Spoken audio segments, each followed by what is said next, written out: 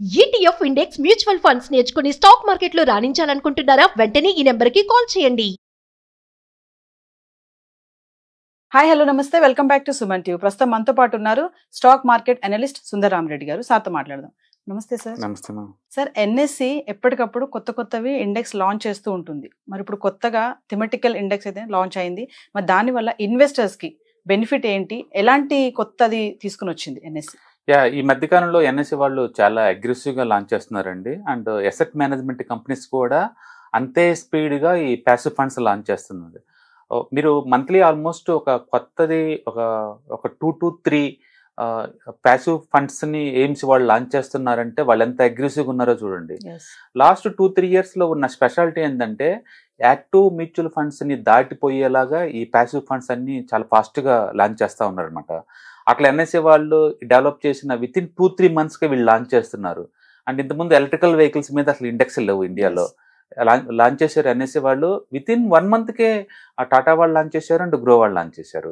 అలాగే defence funds కావచ్చు, అలాగే రీసెంట్ గా అయితే రూరల్ ఒకటి, ఐపీఓ ఒకటి, టూరిజం ఒకటి, కొత్త ఇండెక్స్ లాంచ్ చేసుకుంటూ వస్తున్నారు. వెరీ రీసెంట్ గా మాత్రం September 9th అనమాట. September 9th అంటే మొన్న లాంచ్ చేశారండి. అంటే క్యాపిటల్ మార్కెట్ ఇండెక్స్. ఇప్పుడు వరకు ఏంటంటే స్టాక్ మార్కెట్ ని ట్రాక్ చేసుకుంటూ స్టాక్ మార్కెట్ లో ఆపరేట్ అయ్యే అంటే అసెట్ మేనేజ్మెంట్ కంపెనీస్ కావచ్చు, లేదా వెల్త్ క్రియేషన్ కంపెనీస్ కావచ్చు, రేటింగ్ ఏజెన్సీ కావచ్చు, లేదా క్రెడిట్ సప్లై చేసే కంపెనీస్ కావచ్చు, లేకపోతే క్రెడిట్ రేటింగ్ కంపెనీస్ కావచ్చు, లేకపోతే వెల్త్ మేనేజ్మెంట్ అయ్యే కంపెనీస్ కావచ్చు, స్టాక్ బ్రోకింగ్ కంపెనీస్ కావచ్చు, అండ్ అలాగే స్టాక్ మార్కెట్ సంబంధించిన ఇంటర్మీడియట్ ఏదైనా ఉన్నా సరే అన్ని రకాల కంపెనీస్ కలిపి ఒక ప్యాక్ లాగా అనమాట. అంటే స్టాక్ మార్కెట్ ఇప్పుడు ఎంత భూమ్ లో ఉందో మన అందరికీ తెలుసు. చాలా ట్రెండింగ్ లో ఉంది. ముందు రోజుల్లో కూడా ఇంకా బాగా ట్రెండ్ అవుతా ఉంటుంది. ఎందుకంటే స్టాక్ మార్కెట్ లో ఓవరాల్ గా ఇప్పుడు వస్తున్న మనీ ఫ్లో చూసుకుంటే మంత్లీ 23,000 crores ఎస్ఐపి రూపంలో వస్తున్నాయి. ఇవి కాకుండా మంత్లీ యావరేజ్ మీద టోటల్ అమౌంట్ అయితే 1,00,000 crores వస్తుంది మార్కెట్ లోకి. బట్ ఇంత చేసినా సరే బ్యాంకు డిపాజిట్స్ తో పోల్చుకుంటే చాలా తక్కువ ఇది. అందుకని ముందు రోజుల్లో నెక్స్ట్ 5 years 10 years కనుక చూస్తే డౌన్ ద లైన్ లో స్టాక్ మార్కెట్ ఇప్పుడున్న సైజ్ కి డబుల్ త్రిబుల్ అయ్యే ఛాన్స్ ఎక్కువ ఉంది. కాబట్టి న్యాచురల్ గానే ఈ స్టాక్ మార్కెట్ రెలవెంట్ ఉన్న కంపెనీస్ లో ఇన్వెస్ట్మెంట్ చేయడం ద్వారా మనం దీంట్లో పార్టిసిపేట్ చేయొచ్చు అనమాట. మనం హిస్టారికల్ రెఫరెన్స్ కనుక తీసుకుంటే 2019 నుంచి ఇండెక్స్ డెవలప్మెంట్ కి వాళ్ళు బేస్ గా తీసుకున్నారు. యావరేజ్ రిటర్న్స్ 26% అండి. 26 per annum అంటే నిఫ్టీతో కంపేర్ చేస్తే ఆల్మోస్ట్ డబుల్. అవును. అంటే లాస్ట్ 3 years రిటర్న్స్ 32% అండి. లాస్ట్ 1 year రిటర్న్ చూస్తే 112% అండి. అంటే మోర్ దెన్ 100%. అంటే జనవరి నుంచి ఇప్పటి వరకు ఈ సంవత్సరం కూడా 39% వచ్చిందండి. 39. అంటే మిగతా చాలా ఇండెక్స్ తో పోల్చుకుంటే ఇది చాలా అగ్రెసివ్ గా వెల్త్ క్రియేట్ అవుతుంది. ఎందుకంటే ఇప్పుడిప్పుడే ఇండియన్స్ కి రియల్ ఎస్టేట్ లేదా బ్యాంక్ డిపాజిట్స్ లేదా ఇన్సూరెన్స్ అండ్ గోల్డ్ ఇలా పెట్టే బదులు ఎక్కువ రిటర్న్స్ వస్తున్నాయి కదా అని చెప్పేసి స్టాక్ మార్కెట్ లో ఇన్వెస్ట్ చేయడం బినేంది అనమాట. దాంతో స్టాక్ మార్కెట్ లో సంబంధించిన మ్యూచువల్ ఫండ్ కంపెనీస్ కావచ్చు, ఏఎంసీ కంపెనీస్ కావచ్చు, లేకపోతే స్టాక్ బ్రోకింగ్ కావచ్చు, ఈ క్యాపిటల్ మార్కెట్ సంబంధించిన కావచ్చు, ఎక్స్చేంజ్లు ఎన్ఎస్సి, బిఎస్సి, ఎంసీఎక్స్ ఇలాంటి ఎక్స్చేంజ్లు కావచ్చు, మొత్తానికి స్టాక్ మార్కెట్ సంబంధించిన ఇండస్ట్రీలో పెట్టడం ద్వారా మనం ఎక్కువ వెల్త్ క్రియేట్ చేసుకోవచ్చు అనమాట నెక్స్ట్ 5 to 10 years లో. అయితే కరెంట్ మార్కెట్ ఆల్ టైమ్ హైలో ఉంది కాబట్టి ఏది చీపర్ గా రాదు. వాళ్ళు కొత్తగా లాంచ్ చేసినా సరే, కొత్తగా లాంచ్ చేసినప్పుడు పేసి వాళ్ళు 10 రూపాయలకి వాళ్ళు ఇచ్చినా సరే, బట్ స్టిల్ కొంచెం ఎక్స్పెన్సివ్ జోన్ లో వస్తున్నట్లు మార్కెట్ లో. ఇదే కాదు, ఈ టైంలో ఏది ఐపీఓకి వచ్చినా అది మ్యూచువల్ ఫండ్స్ కావచ్చు, లేదా ఈటీఎఫ్స్ ఇండెక్స్ ఫండ్స్ కావచ్చు, లేదా స్టాక్స్ కావచ్చు, అండ్ వెరీ రిచ్ ఎక్స్పెన్సివ్ రేషియోతో వస్తాయి అనమాట అవి. అందుకని కానీ ఈ ఇండెక్స్ మాత్రం కొంచెం డ్రాప్ అయినప్పుడల్లా మనం తీసుకోవడం ద్వారా లాంగ్ టర్మ్ లో మంచి వెల్త్ క్రియేట్ చేసుకోవచ్చు. స్టాక్ మార్కెట్ ఇప్పుడు హైప్ లో ఉందని చెప్తున్నారు కదా, ఇలాంటి టైంలో ఎన్ఎస్సి కొత్తగా ఈ ఇండెక్స్ తీసుకురావడం అనేది ఎలా చూడొచ్చు అంటారు దీన్ని? అది వాళ్ళు మార్కెట్ వాల్యూషన్ ఎప్పుడు పట్టించుకోరు. వాళ్ళు జనాలు పబ్లిక్ ఇంట్రెస్ట్ ఉందా లేదా గమనించి దానికి తగ్గట్టు ఉన్న ఇండెక్స్ క్రియేట్ చేసుకుంటూ పోతూనే ఉంటారు. ఇండియన్ స్టాక్ మార్కెట్ మొత్తం కూడా ఎస్ఎంపీ వాళ్ళు మేనేజ్ చేస్తారనమాట. వాళ్ళు ఆల్మోస్ట్ ఎవ్రీ మంత్ 2-3 కొత్త ఇండెక్స్ క్రియేట్ అవుతూ ఉంటాయి. ఈ ఇండెక్స్లు ఏంటంటే వాటి ట్రాకింగ్ కోసం వాడతారు వాళ్ళు. ఎయిమ్స్ వాళ్ళు మీరు లాంచ్ చేయని వాళ్ళు ఎప్పుడు అడగరు ఈ ఇండస్ట్రీ ఎలా గ్రో అవుతుంది, ఓకే, ఐపీఓ మార్కెట్ ఎలా గ్రో అవుతుంది, ఎలక్ట్రికల్ వెహికల్స్ ఇండస్ట్రీ ఎలా గ్రో అవుతుంది, వాటిని ట్రాక్ చేయాలంటే ఒక ఇండెక్స్ కావాలి కదా. అందుకని ఈ మోడర్న్ ఇండస్ట్రీకి మోడర్న్ గా ట్రాకింగ్ కోసం అనమాట ఇది. అందుకని వాళ్ళ పని వాళ్ళు చేస్తూనే ఉంటారు. ఎవ్రీ మంత్ 2-3 ఇండెక్స్ కొత్త వస్తూనే ఉంటాయి. కాకపోతే పబ్లిక్ ఉన్న ఇంట్రెస్ట్ గమనించేసి ఎయిమ్స్ వాళ్ళు వీటిని లాంచ్ చేస్తారనమాట. ఏదైనా కానీ ప్యాసివ్ ఫండ్స్ కూడా ఇండియాలో ఒక పెద్ద మూవ్మెంట్ స్టార్ట్ అయిందండి. అండ్ ఆఫ్టర్ కరోనా తర్వాత కొత్త ప్యాసివ్ ఫండ్స్ అని బాగా క్రియేట్ అవుతున్నాయి. ఇది ఎంత అంటే యాక్టివ్ ఫండ్స్ కూడా ఛాలెంజ్ చేసేలాగా అనమాట. yes అంటే ప్యాసివ్ ఫండ్ లో ఉన్న గొప్పతనం ఏంటంటే మీరు ఎవరి దగ్గర తీసుకున్నా సరే యూనిఫామ్ రిటర్న్స్ వస్తాయి, ఎయిమ్స్ ని బట్టి మారవు రిటర్న్స్. అందుకని స్టాండర్డేషన్ ఉంటుంది. ఎవరైనా లిజిగా ఉండి అంటే బై అండ్ ఫర్గెట్ చేద్దాం అనుకున్న వాళ్ళకి ఇవి బాగుంటాయి. yes మ్యూచువల్ ఫండ్స్ అలా కాదు, మీరు నిరంతరం ట్రాక్ చేయాలి. ఫండ్ మేనేజర్ స్టైల్ ని బట్టి రిటర్న్స్ అప్ అండ్ డౌన్ అవుతా ఉంటాయి. yes అందుకని మ్యూచువల్ ఫండ్స్ లో 80% ఇప్పుడు ఇండెక్స్ ఫండ్స్ ని కాంప్లీట్ చేయలేవు, ఓన్లీ ఒక 30% కాంప్లీట్ చేస్తుంటాయి. అందుకని మీరు మ్యూచువల్ ఫండ్స్ తీసుకుంటే నిరంతరం ఎవ్రీ ఇయర్ ట్రాక్ చేయటం, అనలైజ్ చేసుకోవటం, టాప్ లో ఉన్నట్టు షిఫ్ట్ అవటం చేస్తూ ఉండాలి. yes అంటే మీరు యాక్టివ్గా ఉండాలి. ప్యాసివ్ ఫండ్స్ అనుకోండి ఈ గొడవ ఏం లేదు, ఎవరి దగ్గర తీసుకున్నా ఒకేలాగా ఉంటాయి కాబట్టి yes ఎంత ఇస్తే అంత తీసుకోవచ్చు, కాబట్టి వీటిని తీసుకోవచ్చు. అంటే మోర్ ఓవర్ ఇవి కూడా రీబ్యాలెన్స్ అవుతా ఉంటాయి ఎవ్రీ 6 months ఒకసారి. అందుకని జీరో అయిందాక మనకు ఉండదు. yes అందుకని డైరెక్ట్ గా కంపెనీలో ఇన్వెస్ట్ చేసే బదులు ఇలా ఇండెక్స్ లో ఇన్వెస్ట్ చేయడం ద్వారా అంటే కంఫర్ట్ గా ఉంటుంది అనమాట. yes డెఫినెట్ గా దీన్ని కూడా మార్కెట్ బాగా రెస్పాండ్ అవుతుందండి. Maybe with in 1 or 2 months లో ఏదో ఒక ఎయిమ్స్ కంపెనీ వాళ్ళు దీన్ని ఈటీఎఫ్ లాగా కానీ లేదా ఇండెక్స్ ఫండ్ లాగా లాంచ్ చేస్తారు. yes జస్ట్ 2 days బ్యాక్ వీళ్ళు ఇండెక్స్ క్రియేట్ అయింది కాబట్టి మనం 2-3 months లో మనం వీటిని ఎక్స్పెక్ట్ చేయొచ్చు. అంటే ఇన్వెస్టర్స్ కి ఇప్పుడు ఇది గుడ్ బెనిఫిట్ అంటారా? డెఫినెట్ గా, ఎందుకంటే వాళ్ళ చాయిస్ పెరిగింది కదా. Yes. ఒకప్పుడు they post to go for couple of index అనమాట. ఎప్పుడు నిఫ్టీ, బ్యాంక్ నిఫ్టీ, ఐటీ ఏదో కొన్ని పాపులర్ ఇండస్ట్రీలు 4-5 తప్ప పెద్ద లేవు అనమాట.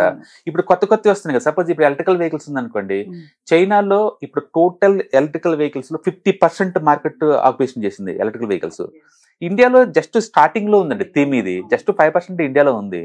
చైనాలో 50% వస్తుందంటే మీనింగ్ ఏంది, ఇండియాలో కూడా ఇది 5, 10, 20, 30% ఆక్యుపై చేయబోతున్న అర్థం. yes ఇంత బూమింగ్ ఇండస్ట్రీలో నేను పార్టిసిపేట్ చేద్దాం అనుకుంటున్నా, కానీ కంపెనీలు చూస్తేనేమో అవి పర్ఫార్మెన్స్ ఎలా ఉంటుందో తెలియదు. అందుకని ఇండివిజువల్ స్టాక్ రిస్క్ లేకుండా ఉండాలి అంటే ఆ థీమ్ లో పార్టిసిపేట్ చేస్తే బాగుంటది కదా. yes అందుకని ఒక థీమ్ డెవలప్ చేశారు, వెంటనే వీళ్ళు లాంచ్ చేశారు, సూపర్ హిట్ అయిపోయింది. ఇప్పుడు Yes. కావాలంటే మనం ఇంటర్డే ట్రేడింగ్ కూడా చేసుకున్న అంతగా ఉన్న ఈటీఎఫ్స్. yes అందుకని కస్టమర్ కి చాయిస్ పెరిగింది, చాయిస్ పెరగటం మంచిదే కదా. yes అందుకని రేపొద్దున ఇప్పుడు మార్కెట్ డౌన్ అయింది అనుకోండి, ఇలాంటి వాటిలో పార్టిసిపేట్ చేయొచ్చు. yes అంటే ఎమోషనల్ గా కొత్త వచ్చింది కదా అని చేంజ్ చేసే బదులు మార్కెట్ కరెక్షన్స్ లో ఉన్నప్పుడు మనకు టార్గెటెడ్ చేసిన వాటిని ఇన్వెస్ట్ Yes. చేయడం ద్వారా లాంగ్ టర్మ్ లో వెల్త్ క్రియేట్ చేసుకోవచ్చు. yes సార్, ఇంకోటి చూసుకుంటే ఎన్ఎస్ ఇప్పుడు కొత్తది క్రియేట్ చేసింది కదా, ప్రీవియస్ కూడా చాలానే వచ్చాయి మనకి. అవును, దానికి ఇప్పుడు వచ్చిన దానికి ఏమైనా డిఫరెన్షియేషన్ చెప్పొచ్చా ఏమైనా? నో, ఇది ఒక సెపరేట్ థీమ్. ఇంతకుముందు ఇప్పటివరకు లేదు ఇండియాలో ఈ థీమ్. yes ఇది క్యాపిటల్ మార్కెట్ సంబంధించిన ఒక థీమ్ అనమాట. okay యాక్చువల్ చాలా మంది లార్జ్ క్యాప్ అంటే ఇష్టపడతారు. వింత ఏంటంటే లార్జ్ క్యాప్ లో ఒక్క క్యాపిటల్ మార్కెట్ సంబంధించిన స్టాక్స్ లేవు. oh ఓకే, చాలా మంది మిడ్ క్యాప్ ఇష్టపడతారు. yes మిడ్ క్యాప్ లో క్యాపిటల్ మార్కెట్ సంబంధించిన కంపెనీస్ 10% కూడా లేవు. oh అంటే ఇండియాలో ఉన్న క్యాంప్స్ కావచ్చు, yes కేఫిన్ కావచ్చు, 2 మ్యూచువల్ ఫండ్ ట్రాన్స్ఫర్ ఏజెంట్స్ ఉన్నాయి. ఆ 2 స్మాల్ క్యాప్సే. yes అంటే ఎక్స్చేంజ్ లో బిఎస్సి, ఎంసెక్స్ ఆ 2 స్మాల్ క్యాప్సే. అంటే ఎవరన్నా ఈ కావాలి అనుకుంటే నువ్వు స్మాల్ క్యాప్స్కి వెళ్ళి వేరే వాటిని కూడా తీసుకోవాల్సి వస్తుంది. ఇప్పుడు దీనికంటే ఒక థీమ్ వచ్చింది కదా. అందుకని నాకు స్టాక్ మార్కెట్ పడ్డప్పుడల్లా, స్టాక్ మార్కెట్ వాలిటిలిటీ ఉంటుంది అందరూ తెలుసు. సపోజ్ ఒక 30% పడింది అనుకో స్టాక్ మార్కెట్, నేను చక్కగా వేరే వాటిని బదులు నేను స్టాక్ మార్కెట్ సంబంధించిన కంపెనీలు పెట్టాను అనుకోండి, స్టాక్ మార్కెట్ బుల్ అయినప్పుడు ఇది బుల్ అవుతుంటది, Yes. అది బేర్ అయినప్పుడు ఇది బేర్ అవుతుంటది. yes directly link with stock market performance కాబట్టి దీన్ని ట్రాక్ చేసుకోవటం ఈజీ అవుతుంది అనమాట. Yes. అట్లా ఒక్కొక్కళ్ళకి ఒక్కొక్క థీమ్ అనమాట. అంటే ఇప్పుడు Yes. చాయిస్ మనకు కొత్త చాయిస్ వస్తుంది. yes కొత్తగా ఈ సంవత్సరం అనుకోండి ఎలక్ట్రికల్ వెహికల్ కొత్త చాయిస్ వచ్చింది, ఇంతకుముందు లేదు. మూమెంటం లేదు, ఇంతకుముందు లేదు. మూమెంటం 50కి లేదనమాట. yes నిఫ్టీ 500 మూమెంటం 50, ఇప్పుడు కొత్తగా వాళ్ళకి చాయిస్ వచ్చింది. yes అండ్ ఇప్పుడు టూరిజం ఇంతకుముందు చాయిస్ లేదు ఇండియాలో, మీ ఓన్ గా స్టాక్స్ పిక్ చేయాలా. ఇప్పుడు టూరిజం మీద ఒక ఇండెక్స్ వచ్చింది ఆల్రెడీ. okay ఇప్పుడు కొత్తగా మళ్ళీ ఇప్పుడు క్యాపిటల్ మార్కెట్ సంబంధించి వస్తుంది. ఇలా రకరకాల థీమాటిక్ రావటం ద్వారా నాకు నచ్చిన థీమ్ లో నేను ఇన్వెస్ట్ చేసుకోవచ్చు. yes బేసికల్ గా మనం ఏదైనా డొమైన్ లో వర్క్ చేస్తున్నాం అనుకోండి, దాని గురించి నాలెడ్జ్ డెప్త్ గా ఉంటుంది. yes కానీ మన డొమైన్ సంబంధించి దొరకలేదు అనుకోండి, ఫోర్స్ఫుల్ గా మీరు వేరే డొమైన్కి వెళ్ళాలా. సపోజ్ నేను ఫార్మసీ చదివాను, నాకు ఫార్మా ఇండస్ట్రీ బాగా ఈజీగా అర్థమైంది, ఆ టెర్మినాలజీ కానీ వాళ్ళు ఎలా ఆపరేట్ అవుతున్నారు కానీ. నేను ఐటీలో వర్క్ చేస్తున్నాను, ఐటీ డొమైన్ నాకు ఈజీగా అర్థమైంది. నేను డిఫెన్స్ లో వర్క్ చేస్తున్నాను, డిఫెన్స్ థీమ్ నాకు బాగా అర్థమైంది. అందుకని వాళ్ళు తెలిసిన ఇండస్ట్రీలో పెట్టుకోవటం ద్వారా కంఫర్ట్ ఫీల్ అవుతారు కదా. yes అట్లానే స్టాక్ మార్కెట్ సంబంధించిన వాళ్ళకి ఒక థీమ్ ఇప్పుడు దాకా లేదు. yes అంటే ఫస్ట్ టైం ట్రాకింగ్ కోసం ఒకటి వచ్చింది. డెఫినెట్ గా ఇది కూడా సూపర్ హిట్ అవుతుంది. ఎవరో ఒకరు ఎయిమ్స్ వాళ్ళు లాంచ్ చేస్తారు. అంటే మోర్ ఓవర్ ఇవి చాలా పాపులర్, ఎందుకంటే మనం బ్రాండ్ నేమ్స్ ఎప్పుడు వింటుంటాం కదా. yes ఇప్పుడు నిప్పాన్ ఇండియా ఉంది, అది స్టాక్ విడిగా ఉంది. అవి అవును. వాటిని మనం విడిగా కొనాలంటే కొంచెం భయం వేస్తుంది అనమాట మార్కెట్ పడ్డప్పుడల్లా. ఈ థీమ్ లో ఏంటంటే టోటల్ 20 కంపెనీస్ ఉంటాయి.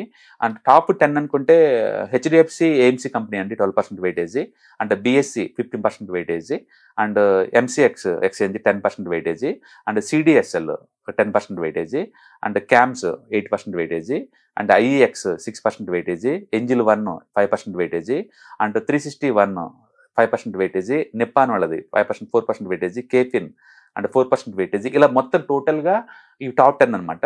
20 కంపెనీస్ ఒక ప్యాక్ లాగా అనమాట. okay అందుకని 1-2 కొని నేను స్ట్రక్ అయ్యే బదులు ఒక ప్యాక్ లాగా తీసుకున్నాను అనుకోండి, మోర్ రెలవెన్స్ గా ఉంటుంది. And more ever stock market లో వాలటిలిటీ ఎక్కువ ఉంటుంది కాబట్టి బేర్ మార్కెట్ వచ్చినప్పుడల్లా ఇందులో పిక్ చేసుకోవచ్చు. బుల్ మార్కెట్ వచ్చినప్పుడు కావాలంటే డిఫరెంట్ స్టాక్ మూవ్ అవచ్చు. సో ఫైనల్లీ ఇప్పుడు మార్కెట్ భూమ్ లో ఉంది కాబట్టి ఎన్ఎస్సి లాంచ్ చేసిన థిమటికల్ ఇండెక్స్ అనేది ఇట్స్ వెరీ యూస్ఫుల్ అని చెప్తున్నారు. డెఫినెట్ గా అట్లీస్ట్ ట్రాకింగ్ కోసం మనకు అర్థమైంది, ఇండస్ట్రీ ఎలా గ్రో అవుతుంది మనం తెలుసుకోవడం కోసం యూజ్ అవుతుంది అనమాట. యాక్చువల్ గా ఇండియా లాంటి వెరీ డైవర్సిఫైడ్ సొసైటీ అంటే మనం ఉంది. ఈ క్యాపిటల్ మార్కెట్ సంబంధించిన కంపెనీస్ లో ఆల్మోస్ట్ 90% అన్ని స్మాల్ క్యాప్స్. 90 అంటే ఈ ఇండస్ట్రీలో నువ్వు సపరేట్ గా పార్టిసిపేట్ చేయలేవు నువ్వు, ఇప్పటి వరకు లేదా చాయిస్, లేదా ఇండివిజువల్ స్టాక్స్ పిక్ చేసుకోవాలా. స్టాక్స్ ఎప్పుడు ఏంటంటే 10 years ఒకసారి స్లీప్ మోడ్ లో ఉంటాయి. HDFC bank India's number 1 bank, yearly average growth 20% ఉంటుంది. అయినా సరే 4 years రిటర్న్ 0. అందరు ఇన్వెస్టర్ సూట్ అవ్వాలి, ఎందుకంటే ఎంత పేషెన్స్ ఉంటుంది, అందరికి ఉండాలి, రూల్ ఏం లేదు కదా. అందుకని మంచి కంపెనీ నువ్వు అట్రాక్ట్ అయ్యావు అనుకోండి, మీకు ట్రాప్ అవుతావు అక్కడ. దగ్గర ట్రాపింగ్ లిటరల్ చెప్పాలంటే. నేను అలా కాదు, షార్ట్ టర్మ్ ఉండేవాను అనుకోండి, ఇలా 20 ఒక ప్యాక్ లా తీసుకున్నాం అనుకోండి, అన్ని కన్సాలిడేషన్ మోడ్ లో ఉండవు కదా. కొన్ని ట్రెండింగ్ లో ఉంటాయి, కొన్ని కన్సాలిడేషన్ లో ఉంటాయి. ఎక్కువ సార్లు మన ఇండెక్స్ లో అసలు కన్సాలిడేషన్ లో ఉండవు, ఏదో టైంలో బ్రేక్అవుట్ అవుతా ముందు పోతా ఉంటాయి అనమాట. ఈ 20లో 4 ముందు పోయినా చాలు కదా, థీమ్ ముందుకు పోతుంటది, మనకి ఎంతో కొంత రిటర్న్స్ వస్తుంది. కాబట్టి ఇన్వెస్టర్స్ కి బెస్ట్ చాయిస్ అనమాట. స్టాక్ మార్కెట్ సంబంధించిన నాలెడ్జ్ ఉన్న వాళ్ళకి దీంట్లో పెట్టడం ద్వారా వాళ్ళు డైరెక్ట్ దాంట్లో పార్టిసిపేషన్ చేయొచ్చు. Thank you so much.